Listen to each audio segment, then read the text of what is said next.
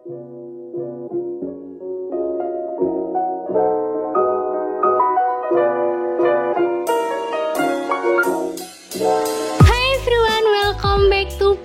Channel. Alright today lor, semoga sehat selalu ya.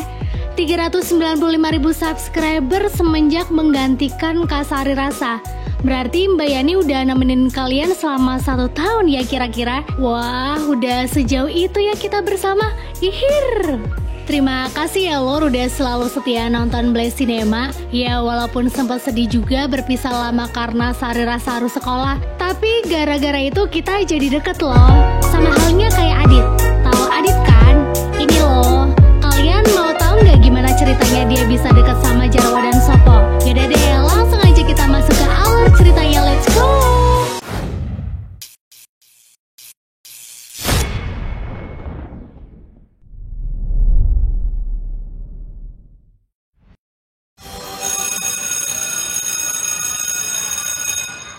Hari itu di sekolah, satu persatu teman Adit asik bercerita pengalaman mereka ketika liburan ke luar negeri. Dan di sana hanya Adit yang tidak pergi berlibur.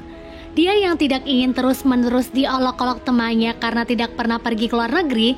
Dengan sombong dan santainya, Adit berkata jika dia tidak lama lagi akan pergi ke Jepang. Kamu belum pernah ke luar negeri ya? Nanti juga aku liburan ke Jepang. Kamu mah paling pulang kampung. Di tempat lain terlihat ayah Adit yang sedang termenung sendirian di halte bus. Ternyata baru saja dia menerima surat PHK dari perusahaannya. Lalu karena hari sudah malam, ayah pun pulang. Sesampainya ayah di rumah, dia mendapati istrinya masih duduk di ruang tamu. Rasa gundahnya pun semakin terasa ketika istrinya memberitahu jika kantor tempat dia bekerja sudah menyetujui surat pengunduran dirinya. For your information lor, istrinya ini sudah lama ingin mengundurkan diri karena selain sedang hamil besar, ia akan membuka usaha di rumah. Walaupun suasana hatinya campur aduk, ayah berusaha pura-pura senang. Tidak lama kemudian Aditya mengetahui ayahnya sudah pulang, langsung datang dan memeluk ayahnya. Dengan polosnya dia menagih janji ayahnya yang akan membawa Adit liburan ke Jepang. Tidak ingin anaknya itu tahu jika ayahnya sudah menjadi pengangguran, ayah merubah rencana liburannya menjadi ke Jogja, tempat tinggal Eyang. Seketika itu juga Adit langsung ngambek, karena rencana liburan yang selama ini ia impikan gagal begitu saja. Nggak ada teman-teman kamu yang bisa ketemu Sultan. Loh, ya toh? Bunda ada cerita dongeng yang baru nih. Singkat waktu, pagi pun tiba.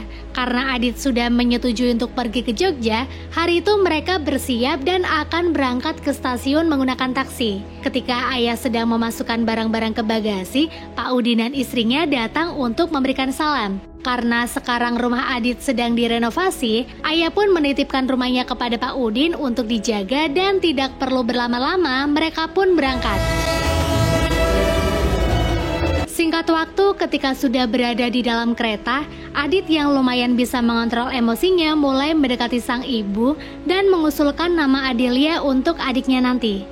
Tapi lagi-lagi ayahnya membuat kesal Adit dengan akan memberi nama lain. Adit, Adelia. Adit, Adel. Asih. Ayah, bukan Asih. Asih itu lebih bagus loh. Ya toh, Dit?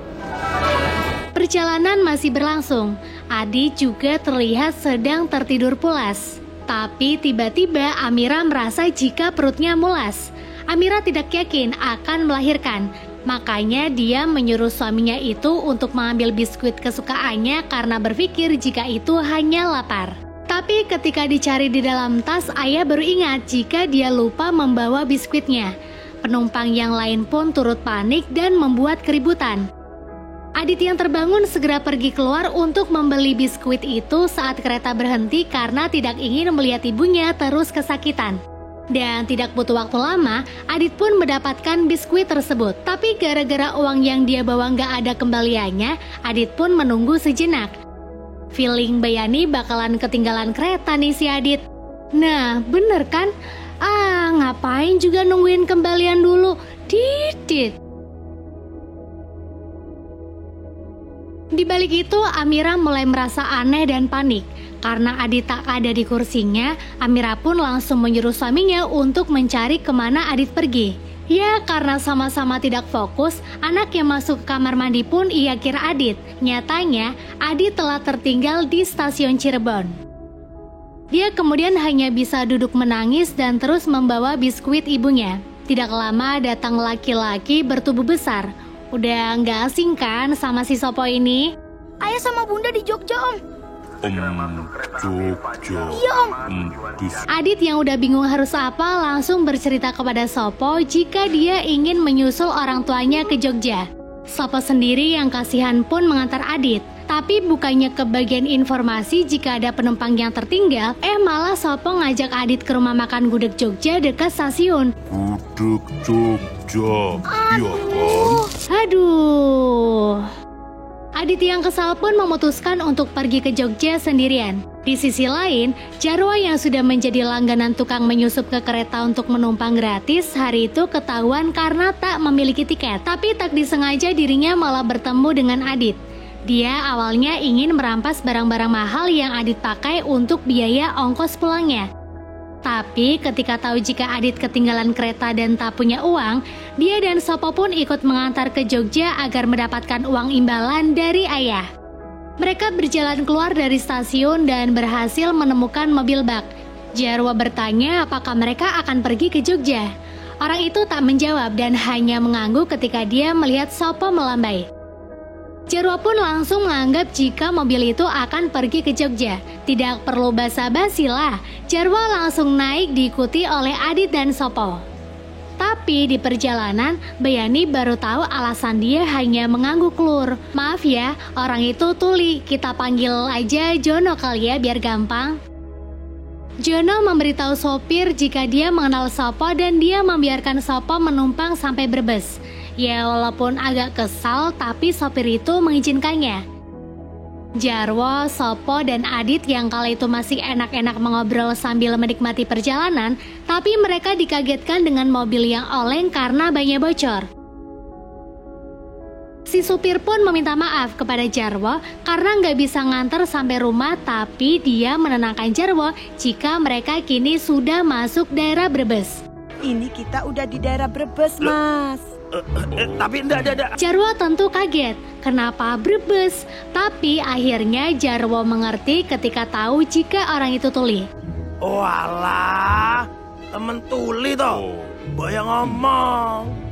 Wong saya juga teman dengar. Dia pun meminta maaf kepada si sopir dan tak lupa berterima kasih lalu kemudian pergi. Karena perjalanan masih sangat jauh, Jarwo meminta Sopo untuk mengizinkan mereka mampir ke rumah simbonya untuk beristirahat. Awalnya Sopo menolak dan berkata sedang tidak ingin pulang entah apa alasannya. Tak bisa terus begini, Adit membantu dengan meyakinkan Sopo jika mungkin sekarang Simbo Sopo sudah sangat rindu dengan Sopo, sama halnya dengan Adit yang rindu ibunya. Tanpa berpikir panjang lagi, Sopo pun langsung mengajak mereka untuk pergi ke rumahnya.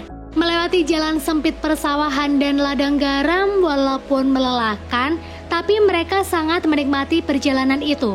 Keadaan Adit emang baik-baik aja lur, tapi beda hal sama Amira yang baru saja memimpikan Adit dan ketika dia bangun, dia tersadar jika Adit tak kunjung kembali.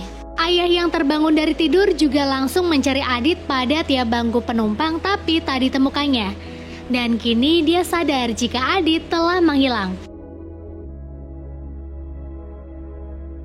Kembali lagi ke Adit CS, walaupun capek, dia sangat senang bisa melihat banyak hal menarik di desa.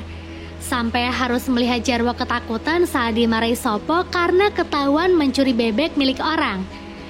Setelah lama berjalan, kini mereka sampai di rumah sederhana Sopo. Simba Sopo juga tiba-tiba datang.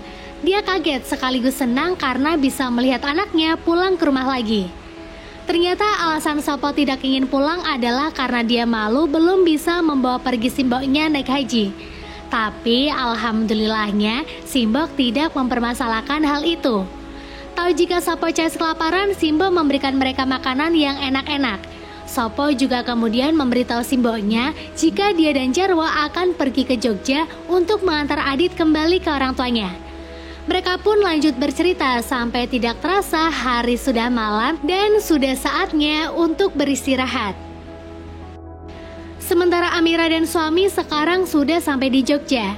Amira terus menangis karena takut jika di luar sana anaknya kenapa-napa. Sedangkan ayah baru saja kembali mencari informasi dari stasiun, tapi sialnya tidak ada laporan anak hilang. Ayah Adit pun hanya bisa pasrah dimarahi Eyang karena sudah lalai menjaga Adit. Tapi untungnya Eyang turut membantu dengan mengerahkan teman-temannya yang ada di Polda. Keesokan harinya Adit, Sopo, Jarwo melanjutkan perjalanan. Karena masih sangat pagi, otomatis jalanan masih sepi dari para pengendara. Jarwo yang melihat kereta barang akan pergi ke arah Jogja langsung mengajak Adit dan Sopo untuk naik kereta itu saja. Tapi Adit dan Sopo malah lebih memilih untuk menolong seorang pengendara motor yang sedang kesusahan. Jarwo yang ingin sampai ke Jogja dengan cepat sontak marah karena gara-gara kelakuan Adit dan Sopo mereka jadi ketinggalan kereta. Tapi tidak lama kemudian sebuah truk melaju datang dan kali ini Jarwo tidak mau gagal, dia mencoba menghentikan truk itu dengan cara yang ekstrim, yaitu dengan tidur di jalanan. Sopo dan Adit yang melihat hal gila itu tidak bisa berbuat apa-apa selain berteriak menyuruh Jarwo menyingkir. Untung saja sang sopir sadar jika ada Jarwo. Di sini sang sopir sempat menolak permintaan Jarwo yang ingin menumpang. Tapi karena kalah cerewet, sang sopir itu pun kalah dan membiarkan mereka semua naik. Jarwo duduk di kursi depan sedangkan Sopo dan Adi di belakang. Namun tak disangka-sangka jika truk itu tengah mengangkut seekor sapi. Adi dan Sopo pun tentu sangat panik karena takut jika mereka akan terkena tendangan sapi tersebut.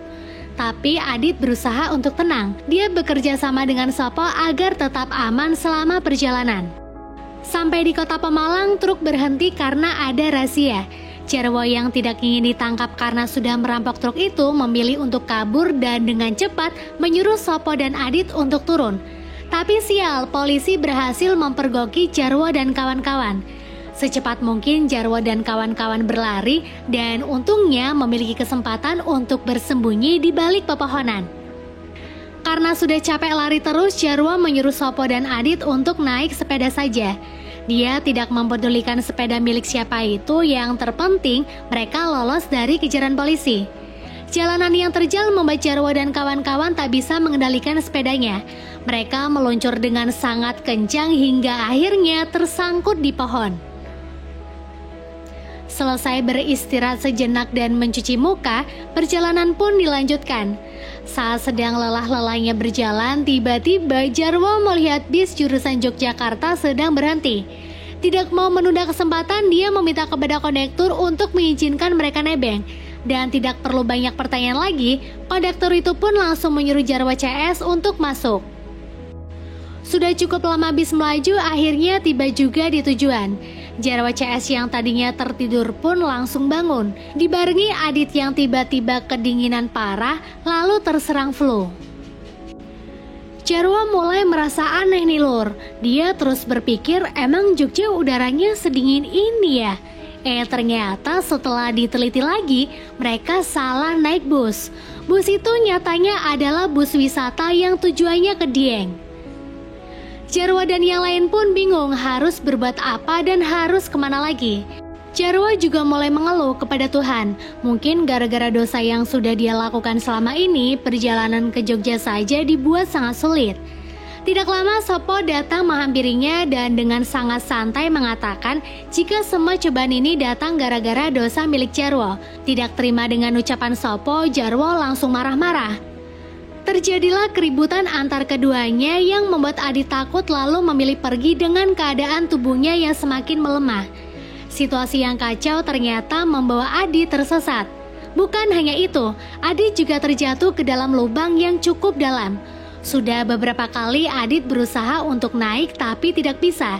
Berteriak pun suaranya yang kecil itu tak mudah didengar oleh orang. Untungnya Jarwo dan Sopo langsung sadar jika Adit menghilang. Mereka pun bekerja sama untuk mencari Adit sampai akhirnya ketemu juga. Menggunakan sebilah bambu, Sopo membantu Jarwo menarik Adit. Dan dari kejadian itulah, Jarwo mulai terbuka kepada Adi dan Sopo, lalu perjalanan pun kembali dilanjutkan. Di rumah, Amira terus-menerus menangis, sampai tiba-tiba terjadi kontraksi yang mengharuskan Amira melahirkan di usia kandungan 7 bulan. Sedangkan di sisi yang lain, kondisi Adit semakin melemah. Jarwo dan Sopo berusaha untuk menguatkan Adit, tapi tetap saja dia butuh penanganan dokter. Tidak ada pilihan lain, Jarwo dan Sopo pun segera membawa Adit ke rumah sakit walaupun mereka tahu mereka tidak memiliki uang. Tapi di tengah jalan, segerombolan geng bermotor datang. Jarwo pikir mereka adalah orang jahat, tapi ternyata salah satu dari mereka adalah orang yang pernah ditolong oleh Sopo dan Adit. Ingat kan Lur, yang di Brebes waktu itu motornya nyangkut? Dia menawarkan diri untuk mengantarkan Jarwo dan kawan-kawan ke Jogja. Senang banget dong si Jarwo. Singkat waktu sampailah mereka di Jogja tepat ketika Adit tiba-tiba jatuh pingsan. Tidak basa-basi lagi, geng motor itu putar balik untuk pergi ke rumah sakit. Ketika Adit akan dibawa ke IGD, tanpa Jarwo dan kawan-kawan tahu jika Amira berada di rumah sakit yang sama. Tidak terasa malam pun tiba. Terlihat ayah Adit sedang mengobrol dengan seorang dokter yang tidak lain adalah temannya sendiri. Dokter itu tahu jika ayah Adit sedang membutuhkan pekerjaan. Makanya dari tadi dia menawari ayah Adit untuk masuk ke perusahaannya. Tapi karena Adit tak kunjung ditemukan, ayah tidak bisa memutuskan untuk langsung bekerja atau tidak. Ketika temannya itu pergi, ayah tak sengaja mendengar seseorang menyebut nama Adit. Tidak pikir panjang, ayah langsung mengejar Sopo dan Jarwo untuk memastikan jika Adit itu adalah anaknya. Awalnya Jarwo merasa tidak yakin karena takut Adit dicelakai. Tapi ketika ayah dengan sangat lantang mengatakan jika dia adalah orang tua Adit, Jarwo dan Sopo mengantar ayah ke ruang IGD. Tapi sesampainya di sana Adit menghilang. Padahal aslinya Adit hanya berkeliling dan tak sengaja masuk ke ruang bayi. Adit juga senang ketika melihat bayi perempuan bernama Adelia. Padahal tanpa dia sangka jika itu memang adik kandungnya.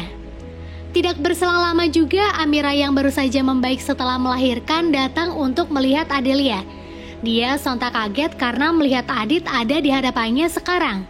Keduanya pun saling berpelukan melepas rindu dan terus bersyukur karena Tuhan telah melindungi Adit. Jarwo dan Sopo juga ikut bahagia ketika melihat keluarga kecil itu bisa berkumpul lagi. Lalu kemudian ayah mulai jujur kepada Amira tentang dia yang baru saja di PHK. Itulah sebabnya dari kemarin dia tidak bisa fokus, sampai-sampai membuat Adit menghilang. Tapi bukannya kaget dan sedih, Amira mampu memahami itu karena sebelum mereka berangkat ke Jogja, Amira sudah mengetahuinya. Beberapa saat setelah itu, ayah Adit menyetujui tawaran untuk bekerja di perusahaan temannya. Senang bukan main ketika tugas pertama ayahnya adalah ke Jepang. Dari situlah Adit bisa dengan bangganya menceritakan kisah luar biasanya itu kepada teman-teman di sekolah.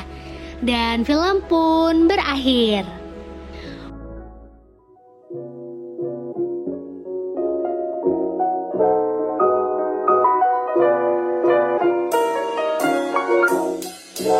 Wah, nggak bisa diragukan lagi sih ini. Jujur-jujuran aja ya, Beani juga masih suka nontonin Adit Sopo Jarwo tuh di TV. Terus pas tahu ada versi movie-nya, nggak pakai mikir lagi, dia langsung sikat. Oh ya Lur, Beani dan tim sangat-sangat berterima kasih nih, karena beberapa dari kalian udah ngasih tahu waktu channel Blasinama hampir kena hack. Tapi tenang, semua sudah kembali seperti semula kok. Namun sarangilah sama keberbahanku ini. Oke deh, sekian dari Mbak Yani dan tim BN. See you!